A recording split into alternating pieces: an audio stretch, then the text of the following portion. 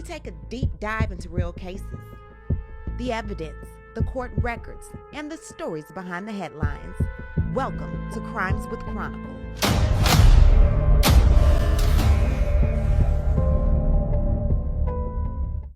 So my husband passed away unexpectedly last year. So it's March 4th was a 1-year anniversary for us, and he was 39. It completely took us all by shock. And we have 3 little boys, 10, 9, and 6. And my kids and I kind of wrote this book on the different emotions and grieving processes that we've experienced last year. Who would know just weeks after this interview promoting a book about grieving her husband, she would be arrested in her husband's death, charged with his murder. So before we talk about how this man was poisoned, before we talk about Moscow mules, or before we even talk about phone records or the 6 missing hours, you have to understand who these 2 people were before March 2022, because this case does not begin with a death. It begins with a marriage built on imbalance, financially, legally, and emotionally. Kouri Richins was not broke, he was not struggling, and he was not dependent on his wife financially. Eric was a stonemason and contractor, a physically demanding trade that in this case was extremely lucrative. Court testimony confirms that in just 1 year alone, Eric reportedly made over $750,000. He worked with heavy stone, he owned equipment, he traveled extensively, and hunted internationally. He funded a lifestyle that included expensive vehicles, international trips, and significant real estate holding. This is important because Eric entered his marriage with assets, and his family knew it. What they didn't know is that years later, the woman he married would be standing trial accused of taking his life. They didn't know the marriage they thought was protected by a prenuptial agreement would not end in divorce, but in a death investigation. They didn't know the prosecution would one day allege that Eric was killed for the very assets that he spent his life building. Assets he worked for, assets he protected, and assets his mother insisted be safeguarding. And according to the state, those assets became the prize. So let's speak about the method. According to prosecution, the method was quiet, it was intentional, and designed to look like something else. It was a drink, specifically a Moscow Mule. Not something exotic, not something suspicious, just a casual drink you have at home, vodka, ginger beer, lime. But prosecutors say the Moscow Mule wasn't normal. They alleged it was laced with fentanyl, a synthetic opioid so powerful that just a few grains can be lethal. To put that into perspective for the jury and for us, fentanyl is measured in micrograms. It doesn't take a pill bottle, it doesn't take a syringe, it doesn't take chaos. It takes precision. And according to the toxicology report, Eric had multiple times the lethal amount of fentanyl in his system. Not a trace, not a contamination, an amount prosecutors say could not be accidental. It is the evening of March the 3rd, 2022.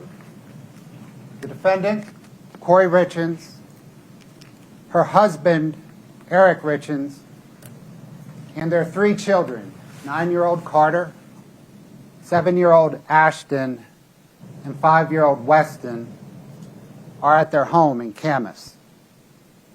Eric Richins lived for his 3 boys. At 7:22 p.m., Kouri Richins' boyfriend, Robert Josh Grossman,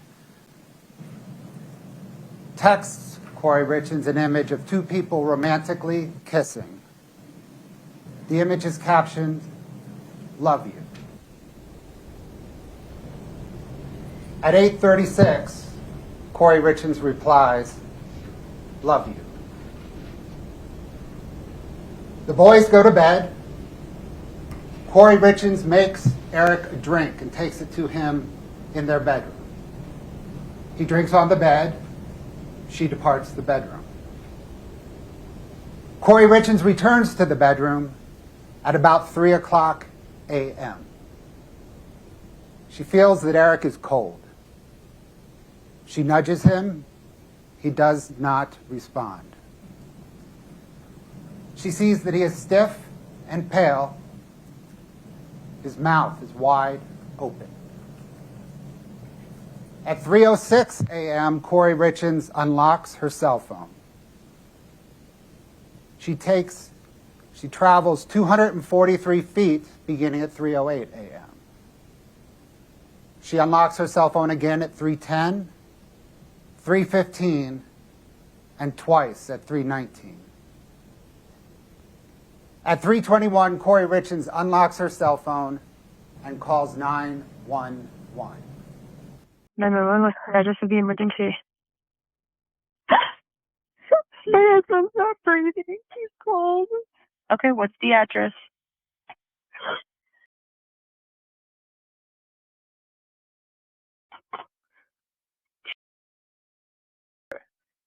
Uh-huh. Okay, what's the good phone number in case it got disconnected? 671 4987. Okay, it's going to be in Francis. Okay, tell me exactly what happened. I don't know. I was sleeping with my kid. Okay, I can't understand you. I need you to take a deep breath. What's going on? I don't know. I was sleeping in with my kids. I just came in the bed, did our bed, and I turned over. And I think he's cold. He's just cold. Who's cold? My husband. I keep the light on. And he's not breathing? He's not breathing? I need you to confirm it for me. Is he not breathing? No. Okay, can you do CPR? No, I don't know how. You don't know? I'm going to tell you how to. Are you willing to do CPR? Yeah. Okay. Paramedics respond, but they are unable to revive Eric. He has no pulse. He is cold. They pronounce him dead at 3:58 a.m. on March the 4th, but they think he has been dead a while. What time did you see him when he was alert? We had a drink together at 9 to celebrate something at work tomorrow. Okay. We went to bed. I went to bed with my kids. When I sleep with my kids, I always wake up and I go back in my own bed. I just crawled over on his side. He has no serious health problems or anything like that. His age, most likely they're going to take his body to the Oh my God. medical examiner's office just to make sure that, there wasn't anything else. My name again is Brad Bloodworth. I am one of Summit County's criminal prosecutors who, along with Lindsay Shervinack and Fred Burmester, will present to you the state of Utah's aggravated murder case against Kouri Darden Richins for causing the poisoning death of her husband and the father of her 3 children, Eric Richins. The state will also prove to you that 2 weeks before murdering Eric Richins, Kouri Richins attempted to murder him. Prosecutors have alleged that a sandwich that she got for him on Valentine's Day was left with a note in the front seat of his truck. She purchased the sandwich from a local diner in town, and in that same week, witnesses said she brought several dozen fentanyl pills. 2 of Eric's friends said that they remembered that he called them that same day after he ate the sandwich and told them, "I think my wife tried to kill me," according to witness testimony. The legal documents said that prior to making that concerning phone call, Eric rushed to inject himself with his son's EpiPen and downed a bottle of Benadryl after he reacted to the drugs. When he woke up from a deep sleep, he called his friends and told them he thought he was going to die and that it was his wife's fault. Now, a housekeeper who was also the state's star witness told police that she had sold the drugs to Kouri just a couple of days before the alleged first poisoning attempt. According to the latest documents, Kouri allegedly told the housekeeper that she needed stronger drugs because the initial pills provided weren't strong enough, and that's when this incident happened. And 2 weeks before that, by fraud and forgery, she took out an insurance policy on his life. Weeks before attempting to murder Eric Richins, Kouri Richins took out an insurance policy by fraud and forgery on Eric's life. And 2 weeks after Eric died, she submitted a fraudulent claim on yet another insurance policy. In this opening statement, I will summarize for you some of the evidence that the state will present over the next few days, perhaps weeks, so that you have a framework to assemble and analyze all of the evidence. The evidence will prove that Kouri Richins murdered Eric for his money and to get a fresh start at life. More than anything, she wanted his money to perpetuate her facade of privilege, affluence, and success.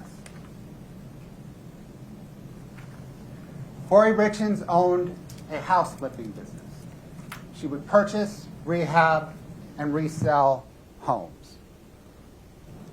She presented herself to friends and business associates as remarkably successful.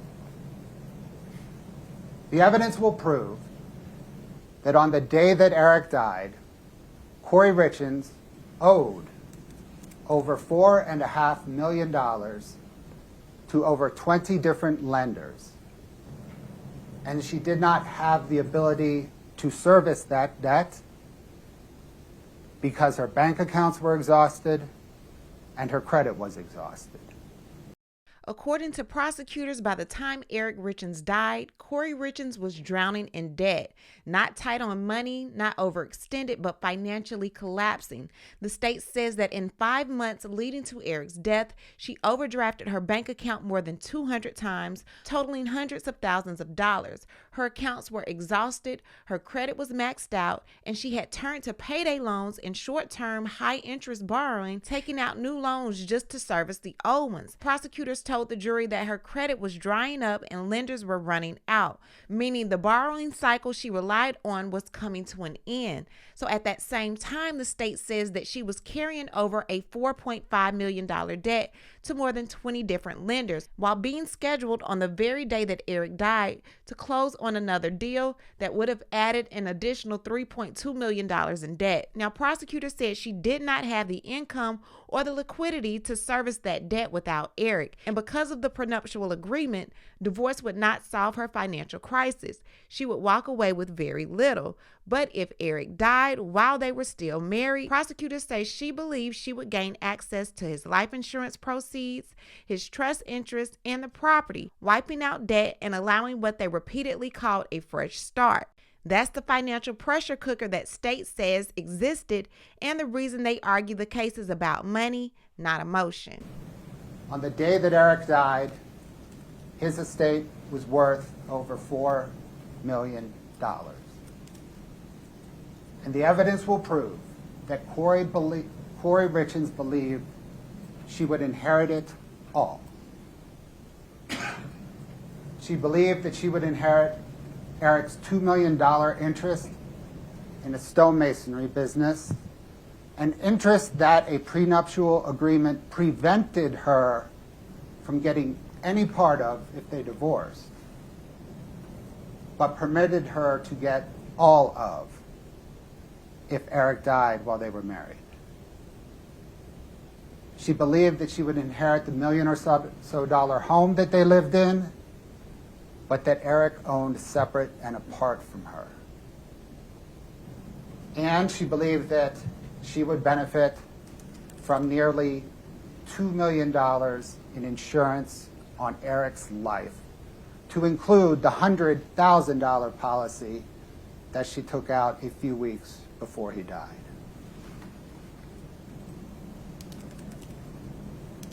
Now, for Kouri Richins' fresh start at life motive.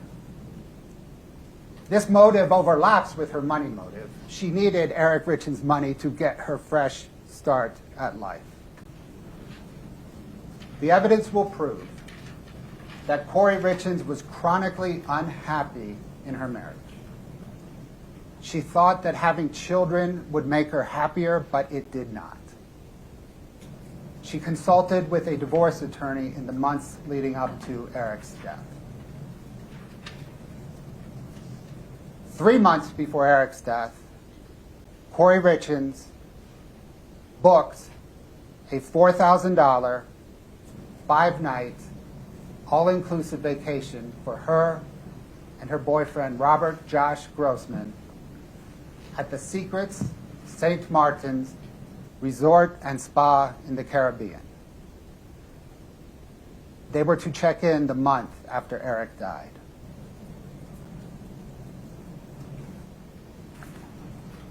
Three weeks before Eric's death,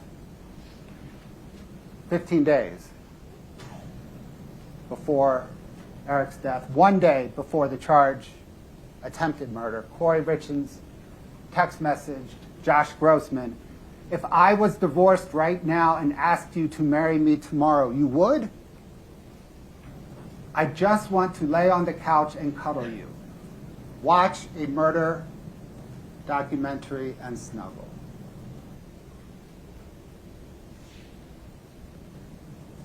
Five days after the charged attempted murder and 11 days before the charged murder, Kouri Richins text messaged Josh Grossman, "Babe, I miss you. I want you today, every day. Not just sexually, but physically, mentally, every day when I wake up. I do want a future together. I do want you. Figure life out together. If he could just go away. And you could just be here. Life would be so perfect. I love you. I don't know what my deal is today. I'm sorry." 9 days after the charged attempted murder, 1 week before the charged murder, Kouri Richins text messaged her boyfriend, "I have a crazy dream. You quit your job. I divorce and come up with millions and millions. We buy Midway and live in the guest house and rent out the huge house as a big event center. $15,000 a day like they charge down the road, maybe $12,000 to stay competitive. And we will just run the event center as our daily job and hang out every day, raise some kids, have a little farm. Deal?"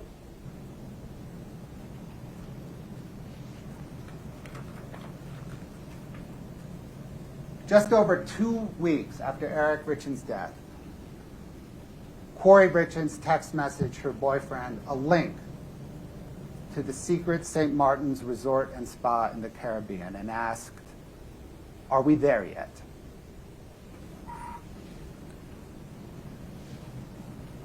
One month and 5 days after Eric Richins' death, Kouri Richins texted, "I think I want you to be my husband one day."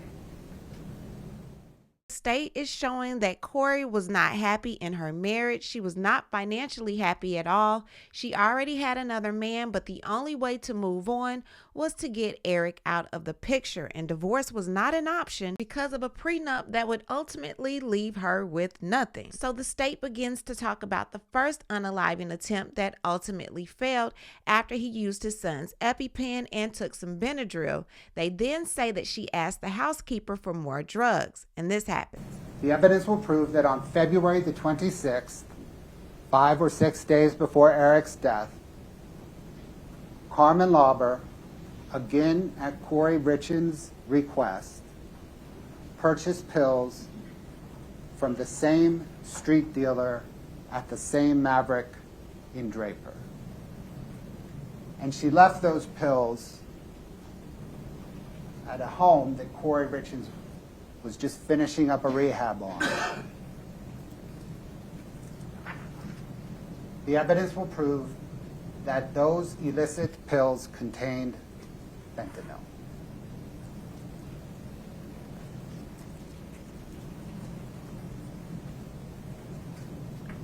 The autopsy and toxicology report shows that Eric Richins died of fentanyl poisoning. He had several times a lethal amount of fentanyl in his blood and more in his stomach. And that extraordinary amount of fentanyl was intentional, not accidental.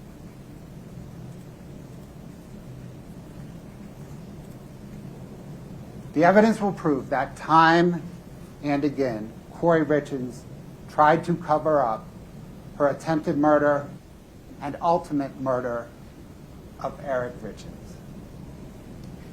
When confronted with Eric's reaction on Valentine's Day, Kouri Richins text messaged her friend.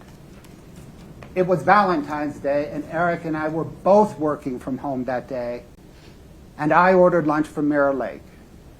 He never broke out in hives or used an EpiPen. I was fucking with him. Bailey was there too. He said the sandwich hurt his stomach, so he was going to nap. No hives, no EpiPen. Kouri Richins was an hour away from Eric Richins with her boyfriend. The evidence will also prove that Kouri Richins had a guilty conscience. The morning that Eric died, his family came over. Kouri Richins could not face her children or Eric's dad, Eric Richins. She didn't speak to him. A few days after Eric's death, Kouri Richins and her boyfriend, Josh, they drove into the Uintas and talked about Eric's death for the first time. Kouri Richins asked Josh, while serving in Iraq, did you ever kill anyone? When he responded, she asked, how did that make you feel?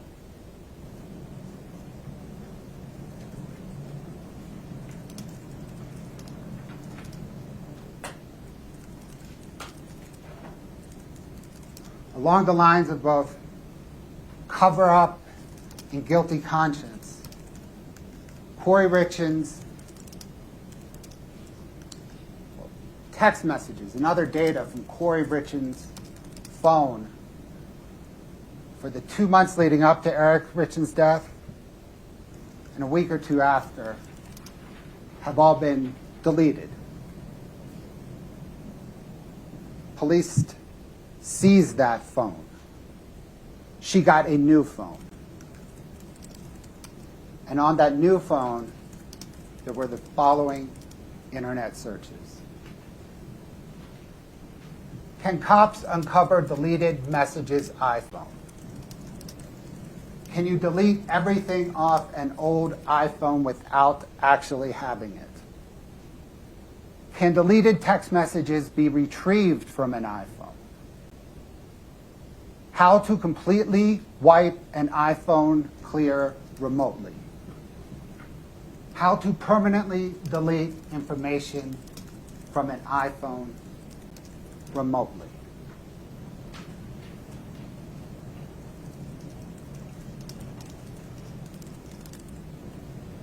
On April the 13th, 2022, about 5 weeks after Eric Richins' death, detectives informed Kouri Richins that the autopsy and toxicology results show that Eric died of fentanyl poisoning. Thereafter, searches on her phone include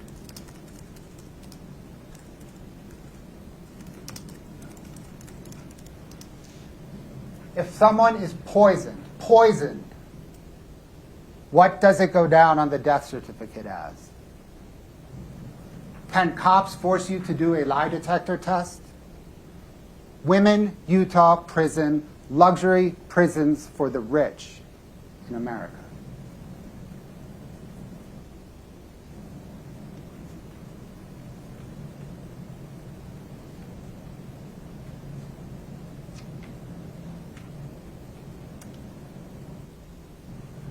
Almost a year after Eric Richins' death, when Kouri Richins knew the police were investigating her for his death, Kouri Richins published a children's book on how to deal with the loss of a parent.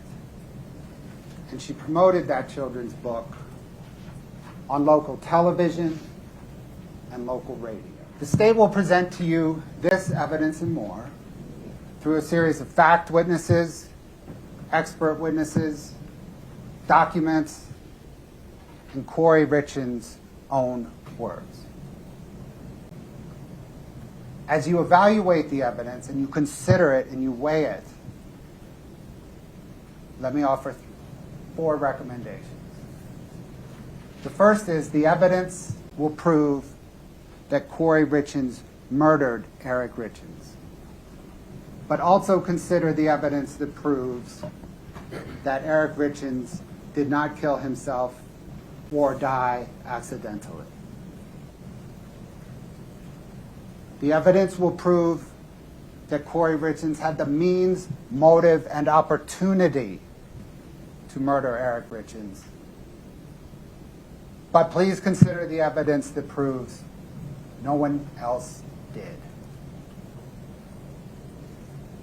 Consider the evidence leading up to Eric Richins' death that proves that Kouri Richins murdered him, but also consider the evidence after Eric's death that also proves it. As you evaluate Kouri Richins' conduct, consider the evidence that proves that she richly values and trades on her perceived appearance, affluence, privilege, and success. So what is the defense saying? The defense is not denying that Eric Richins is dead. They're not denying that fentanyl caused his death. What they deny forcefully is intent. Their case is built around one central argument. There is no direct evidence that Kouri Richins knowingly poisoned her husband, and they're saying that the state is asking the jury to fill in gaps with assumptions. This is a circumstantial case, according to them. The defense repeatedly reminds the jury that no eyewitness saw her poison Eric, no fentanyl was found at the scene, no glass was tested, no syringe, residue, or delivery device was recovered, and no confession exists. They argue that everything the prosecution is relying on is circumstantial, money problems, texts, timing, and behavior, but none of it proves she put fentanyl in his drink. They're saying that although Eric was Mormon, he had his own drug use. This is one of their biggest themes. The defense says that Eric had chronic back and knee pain from stonemasonry, and he reused old pill bottles, used marijuana gummies regularly, and obtained pills outside of prescriptions, and he had access to street-level opioids. They argue that fentanyl is now commonly found in illicit pills without users knowing, and that Eric could have accidentally ingested fentanyl thinking it was something else. Their position is blunt. You don't need a murderer for an overdose. This is just the beginning of this case, but the way it's looking, Miss Kouri might be doing some time. What I need to do is hear from you. What do you think about this case? Do you think Miss Kouri is guilty? Leave a comment, and you know how we do. We'll talk about it down below. Talk to you guys later. Bye. Don't forget to like this video, hit the subscribe button, and hit the bell so you don't miss out on any of my new episodes.